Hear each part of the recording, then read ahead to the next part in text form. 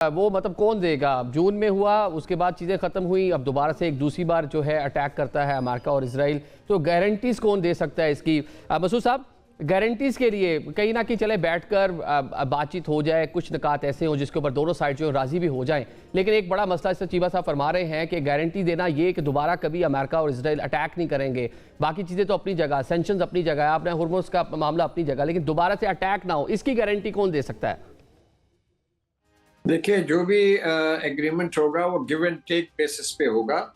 ना ईरान की पूरी बात मानी जाएगी, ना अमेरिका की पूरी बात मानी जाएगी, लेकिन दोनों साइड जो है वो इंटरेस्टेड हैं कि सीज फायर प्रोलॉन्ग हो, दोबारा हॉस्टिलिटीज ना हो। ये अच्छा, इसमें एक बड़ी मुश्किल सूरत हाल है। ये बड़े कॉम्प्लिकेटेड किस्म का जो है वो प्रोसेस होगा नेगोशिएशंस का। लेकिन एक चीज देखिए, उम्मीद तो रखनी चाहिए। अभी सिल्वर लाइनिंग ये है कि इस दफा ट्रम्प साहब ने जेडी वांस को जो है वो लीडर बनाया डेलीगेशन का। नहीं तो पहले तो वो उसको विटकॉफ को, दूसरे जैरेड कुशनर को जो है नेगोशिएशन से भेजते रहे। तो ये क्या इंडिकेशन है? ये इंडिकेशन ये है कि जो वांस हैं उनका जो है he has a less hawkish stance towards Iran. यानी कि वो तो शुरू में वो ईरान के ऊपर, ईरान के साथ वॉर के भी मुखालिफ थे। और फिर ये कि इनको ये कंटेंडर भी हैं। अब ये जो नेक्स्ट इलेक्शन होगा सदारती, उसमें इनका मुकाबला जो उम्मीद है रिपब्लिकन साइड से वो रूबियो से होगा। तो अगर ये यहाँ से कुछ ले जा सकें, और ट्रम्प साहब ने भी इनको गाइडलाइन यही दी है बकौल उनके कि जी आप कोशिश करें कि कोई कुछ ना कुछ मामला तय हो। ये वांस ने कहा है अभी आने से पहले। तो पॉइंट ये है कि अगर ये यहाँ से कुछ ले जा सकते हैं, वो ले जाते हैं ईरानियन से कुछ के कोई अंडरस्टैंडिंग हो गई है, तो that's a personal gain also for him and also for piece. लेकिन इसमें यह है कि गारंटी कौन देगा? गारंटी तो देखिए जी, गारंटी तो ये हो सकता है कि अभी आपने देखा कि ब्रिटेन ने 35-40 ममालिक की कॉन्फ्रेंस बुलाई है to open the strait of Hormuz. फिर आज बड़ा एक इंपॉर्टेंट स्टेटमेंट आया है सारे ये वेस्टर्न पावर्स की तरफ से, यूरोपियन यूनियन की तरफ से, जापान की तरफ से, जिसमें दोबारा उन्होंने स्ट्रेट ऑफ हॉर्मुज की बात की है कि इसके सेफ नेविगेशन।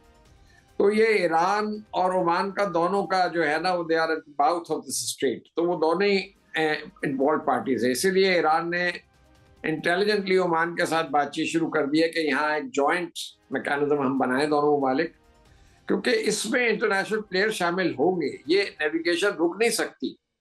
ये ईरान के पास एक टेम्पररी लीवर है, वो इसको ब्लॉक नहीं कर सकता। वो तो दुनिया सारी खिलाफ हो जाएगी उसकी। और अब ईरान ने भी मेरे ख्याल जांच लिया होगा कि इतना आसान नहीं है। अगर ईरान ने अपने ताल्लुकात जो हैं, क्योंकि जोग्राफी तो वही रहेगी, जोग्राफी तो चेंज नहीं हो रही, अगर अपने ताल्लुकात गल्फ कंट्रीज के साथ ठीक करने हैं जो कि बहुत सख्त नाराज है ईरान से, तो ईरान को भी कोशिशें करनी होगी।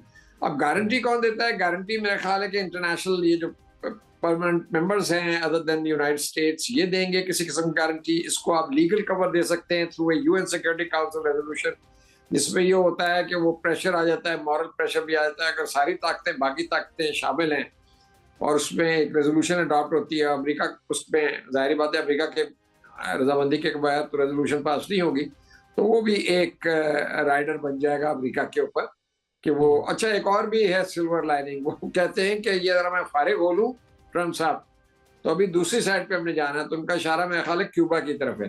तो वो चाह रहे हैं कि अब ये, क्योंकि अमेरिका में बहुत ज्यादा मुखालफत है उनकी इस वॉर की, उनकी अपनी पॉपुलैरिटी बड़ी लो है। उन्होंने, उनको नवंबर का इलेक्शन में नजर आ रहा है, वो भी उन्होंने सामने रखना है। तो बड़ी चीजें हैं उनके पर्सनल उनकी पॉपुलैरिटी जो है 31% पे आ गई है, और मतलब बाकी चीजों में जिमी कार्टर या बाइडन से भी नीचे इस टाइम वो रेट हो रहे हैं। चले मसूद साहब, ये बता दें कि जो अभी तक डेलीगेशन जो है, जो मरकजी शख्सियात हैं, अमेरिकन वाइस प्रेसिडेंट हैं और अराक्ची साहब और कालीबाफ साहब हैं, वो अभी तक पाकिस्तान नहीं पहुंचे। तो किस तरह से डिप्लोमेटिकली इस तरह के एग्रीमेंट जो हैं वो तरतीब पाते हैं? बैक चैनल क्या कुछ हो रहा होता है? क्या कहीं ना कहीं वफूद इस टाइम मिल रहे होंगे? कुछ ना कुछ ड्राफ्ट जो है वो तैयारी होगी, शख्सियात जब आएंगी शेक हैंड होगा और उसके बाद कहीं ना कहीं सिग्नेचर होंगे, फोटो सेशन होगा? जी शुक्रिया। ये तो नहीं हमें पता कि शेक हैंड होगा ईरान और अमेरिका के डेलीगेशंस के दरमियान के नहीं। लेकिन देखिए, ये बात मैं कमर चीमा साहब की बात से मुत्तफिक हूँ कि इतने पुराने तनाज़ात हैं और बहुत ही ज्यादा गहरा जो है वो मिसट्रस्ट है, बदएतमादी बहुत ज्यादा है। और इस वॉर के बाद 40 दिन का जो ये मार्कर है, इसके बाद तो ये बदएतमादी जो है बहुत ज्यादा बड़ी है। और ये कि दोनों साइड की जो पोजीशंस है वो मैक्सिमलिस्ट हैं। वो जो डिमांड्स हैं दोनों साइड की वो काफी, यानी कि आप ये कहें कि बार्गेनिंग में ये हो सकता है कि 2-4 पॉइंट्स पे एग्रीमेंट हो जाए, कोई अरेंजमेंट हो जाए, अंडरस्टैंडिंग हो जाए। This is possible. और ये कि आउटकम हो सकती है, आउटकम ये भी हो सकती है कि सीज फायर जो है वो एक्सटेंड हो जाए, टाइम दिया जाए, स्पेस दी जाए मजीद बातचीत की, क्योंकि ये जिस किस्म के मुतालबात हैं दोनों साइड के वो एकदम तो होने लगे ना, यानी कि ना ईरान ने मानना है ना अमेरिका ने मानना है। मसलन उसमें से एक मुतालबा ये है कि अमेरिका जो है अपनी बेसिस वहां से विड्रॉ कर ले मिडल ईस्ट से, तो भाई वो अभी तो वो नहीं होने लगा, और अगर होगा भी तो वो तो जो कंट्रीज इन्वॉल्व हैं गल्फ के उनकी रजामंदी से होगा, तो उसके बगैर तो नहीं होगा। तो ये कोई क्विक फिक्स तो नहीं है। तो इस किस्म की चीजें हैं, इस पे वो नहीं होगा। और एक लिहाज ये भी है कि पब्लिक क्वेश्चन भी होती है कि ईरान में भी ईरानी अवाम ये तो नहीं चाहेंगे कि उनकी जो यहाँ जो आ रहे हैं टॉक्स पे हिस्सा लेने के लिए उनका डेलीगेशन वो कमजोर नजर आए या वो नरम रवैया अख्तियार करें, क्योंकि ईरान के साथ तो भारत ज्यादती हुई है और ईरानी अवाम भी ये समझते हैं कि उनके साथ बहुत ज्यादती हुई है, इंटरनेशनल कम्युनिटी भी समझती है। तो ईरानी हुकूमत, ईरानी डेलीगेशन कोई सॉफ्ट लाइन नहीं ले सकता। लेकिन एट द सेम टाइम मेरा ख्याल ये कि दोनों चाह रहे हैं कि एक उनको एक सेफ एग्जिट मिल जाए। वॉर फटीग है, डेफिनेटली है। मेरा ख्याल है अमेरिका की साइड पे ज्यादा है, क्योंकि वहां से ब्लस्टर बहुत है उस साइड से। अभी भी प्रेसिडेंट ट्रम्प ने फिर धमकी दी है कि ईरान के पास तो कोई कार्ड्स ही नहीं है बातचीत के लिए, और अगर वो नहीं माने तो हम जो है दोबारा शिद्दत से हमला करेंगे। भाई बात यह है कि आप डिक्टेशन दे के तो नहीं बात बनवा सकते, क्योंकि ईरान तो ऐसे कैपिचुलेट नहीं करेगा। ईरान ने इतनी बहादुरी से मुकाबला किया है दो बड़ी ताकतों का, यानी कि सुपर पावर का, उसके बाद जो इजराइल जो मिडिल ईस्ट की सबसे बड़ी मिलिट्री पावर है उसका। तो ये कोई मजाक नहीं है। उन्होंने मतलब ये आप कह रहे हैं कि ट्रम्प के बयानात अपनी जगह के, ईरान के पास कोई कार्ड नहीं है, लेकिन बिलाखिर अमेरिका जो है वो कहीं ना कहीं बैठने पर आमादा हुआ। पाकिस्तान ने और दो कोशिशें की, लेकिन जो अहदाफ लेकर आए थे वो बज़ाहिर नज़र नहीं आया कि अमेरिकन या इजराइल मिलकर उसको पूरा कर सकें, उनको हासिल करने में कामयाब हों। अहमद, ये बताएं कि क्या आपको क्या तवक्कुआत हैं, कल दोनों साइड्स मिलेंगी? क्या लगता है कि 10 निकात जिन पर बात हो रही है, कहाँ पर आकर एग्रीमेंट हो जाएगा? कौन से निकात ऐसे हैं जिस पर दोनों साइड जो हैं वो पीछे हटने को तैयार नहीं होगी? जी बहुत शुक्रिया। देखें, जो मुअज़्ज़ज़ मेहमानों ने बात की है 70-80 साल पुरानी जो लड़ाई है, जो डिस्ट्रस्ट है, वो ओवरनाइट तो ख़त्म नहीं हो सकता। दूसरा, मैं जब से ये जंग शुरू हुई है उसके बाद से पीस और नेगोशिएशंस की बात हो रही है, सीज़ फायर की बात हो रही है, डिप्लोमेसी की बात हो रही है, तब से मैं एक बात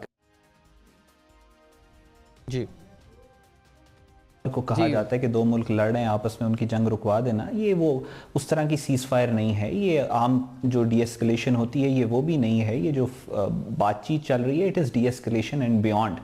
जब ईरान ये बात करता है कि मुझे सस्टेनेबल पीस चाहिए, तो ईरान एक नई सिक्योरिटी गारंटी, एक नए सिक्योरिटी फ्रेमवर्क की बात करता है। और उस लिहाज से जो ये निगोसिएशंस है ये बहुत इंपॉर्टेंट भी हैं और इसकी डेप्थ भी बहुत ज़्यादा है। ओवरनाइट कुछ भी नहीं होगा, ये एक लंबा और लेंथी प्रोसेस है। लेकिन इस जो पहला फेज़ जिसमें इस वक्त हम एंटर कर रहे हैं, इसमें ज़्यादातर जो एक्टर्स हैं उनकी कोशिश ये होगी कि वो अपनी डायरेक्शन को सेट करें। दूसरी बात यह है कि नेगोशिएशंस जो हैं, हर नेगोशिएशन की तरह इसकी प्रोबेबिलिटी जो है इधर वे कामयाब होने की या नाकाम होने की, वो दोनों मौजूद हैं। ऐसा तो नहीं है कि 100% प्रोबेबिलिटी है किसी चीज़ की, लेकिन एक फैक्चुअल चीज़ जो ग्राउंड के ऊपर जो ट्रेजेक्ट्री है डिप्लोमेटिक, उसको अगर आप देखें तो पिछले अब से 2 दिन पहले एक पोस्ट की गई कि द सिविलाइजेशन विल एंड, और विद इन 2 days सारी जो वॉरिंग पार्टीज हैं जो वो निगोशिएटिंग टेबल के ऊपर मौजूद हैं, इटसेल्फ ये शो करता है इंटेंट के दोनों पार्टीज ये चाहती हैं कि जंग सीज़फायर और आप एक सस्टेनेबल पीस की तरफ चले जाएं। सो अगर आप हिस्टोरिकल फैक्चुअल एनालिसिस करें तो आई एम वेरी होपफुल कि ये निगोशिएशंस जो हैं ये these negotiations will beer fruit. लेकिन क्या ये बात कि बिल्कुल 100% निगोशिएशंस कामयाब होंगी, तो वो शायद मैं ना कह सकूं। दूसरी जो आपने बात की है कि जो 10 पॉइंट्स हैं, देखिए जब निगोशिएशंस ओपन अप होंगी तो उसमें बहुत सारी चीज़ें आपको, क्योंकि अभी सारे मैक्सिमलिस्टिक पोजीशंस लेके टेबल के ऊपर बैठेंगे। हर मुल्क चाहेगा कि वो मैक्सिमलिस्टिक पोजीशन से बात करें। आमतौर पर निगोशिएशंस में ऐसे ही होता है। बहुत कम चांसेस में बहुत सीरियस प्लेयर्स अगर इन्वॉल्व हों तो वो फिर बड़ी रियलिस्टिक पोजीशन लेके बैठते हैं, लेकिन 98% ऑफ द टाइम्स ऐसे ही होता है कि मैक्सिमलिस्टिक रियलिस्टिक पोजीशंस होती हैं, फिर बैक एंड फोर्थ बातचीत होती है, तो उसके बाद मामले का पता चलता है कि क्या आउटकम है जो यहां से लेके जाए जा सकते हैं, क्या छोड़े जा सकते हैं। सो वो जब निगोसिएशन शुरू होंगी उसी के बाद बात हो सकती है। लेकिन एक चीज जो है वो बहुत इंपॉर्टेंट है जहां तक ईरान की डिमांड्स की बात है, और वो है सैंक्शंस। ईरान सैंक्शंस पे कॉम्प्रोमाइज मेरा ख्याल है नहीं करेगा, वो सैंक्शंस हटाने के ऊपर ही बात करे। ठीक है, लेकिन आप जो मुज़ाकरात का लेवल है, उधर से वाइस प्रेसिडेंट हैं, उधर से पार्लियामान के स्पीकर हैं, फॉरेन मिनिस्टर हैं, इससे ऊपर तो फिर प्रेसिडेंट लेवल ही रह जाएगा चीमा साहब। मतलब कि दोनों साइड से आला क़यादतें जो हैं वो पाकिस्तान आ रही हैं, आमने सामने बैठेंगी, तो आपको क्या निकलता नज़र आ रहा है कि आप जिस तरह कह दिया अहमद ने कि ओवरनाइट कुछ नहीं होगा, बड़ा पुराना कन्फ्लिक्ट है ये, बड़ा पुराना कई दहाइयों पर मुहित है पूरा मसला जो है, तो एक रात में कुछ नहीं होगा, तो कल क्या हो सकता है, इसके आगे कितने दौर होंगे फिर, मतलब क्या आप देख रहे हैं, क्या फोर्सी कर रहे हैं? जी देखिए, क्या हो सकता है, क्या कैसे चीजें चलेंगी, मुझे लगता है कि जो डिमांड्स हैं वो बहुत, जैसे ना जो पॉइंट्स आ रहे हैं, फॉर एग्जांपल अगर अमेरिकन कहते हैं कि जी यूरेनियम एनरिचमेंट नहीं करें, मिसाइल प्रोग्राम को लिमिट करें, फॉर एग्जांपल आप जो है रीजनल जो ग्रुप्स हैं उनको सपोर्ट बंद कर दें, तो ये ईरान कैसे चलेगा आगे? और ये तो ईरान जो है वो इन ग्रुप्स के बगैर तो ईरान चल ही नहीं सकता। तो ईरान वो फिर दूसरा ये है कि जी जो नेविगेशन है स्ट्रेट ऑफ हार्मोज की, अब फॉर एग्जांपल ईरान को अभी तो पता चला है कि उसका असर व सूह कितना है, वो तो सारा टाइम न्यूक्लियर के ऊपर डिस्कशन हुई, असल तो डेटरेंस ईरान की जो है वो स्टेट ऑफ हार्मोज में आई है कि भाई यहां से मेरा कंट्रोल तो इस इलाके पे है। तो वो आज भी देखे ना, वो कह रहे हैं जी एक सेफ पैसेज हम देते हैं तमाम इंटरनेशनल कार्गो को, वो यहाँ से गुजर जाए, बाकी जो इलाके हैं वहां पे अपने माइंस लगाई हुई हैं, तो उन्होंने तो फिर भी अपना एक कंट्रोल तो रखा हुआ है। तो मुझे लगता ये है कि कोई लंबी चौड़ी कंसेशंस नहीं मिलनी, सिर्फ ये सीज फायर ने ही आगे जाना है, और बस यहीं से चीजें जो है वो ये मिसट्रस्ट के साथ ही बहुत सारी चीजें खत्म हो जाएंगी। यानी कि मिसट्रस्ट रहेगा, कोई लंबी चौड़े शायद कंक्लूजन भी ना हो, लेकिन कोई लंबा टाइम मिल जाएगा इस सीज फायर को, जो कि हो सकता है अगला महीना, डेढ़, दो हो।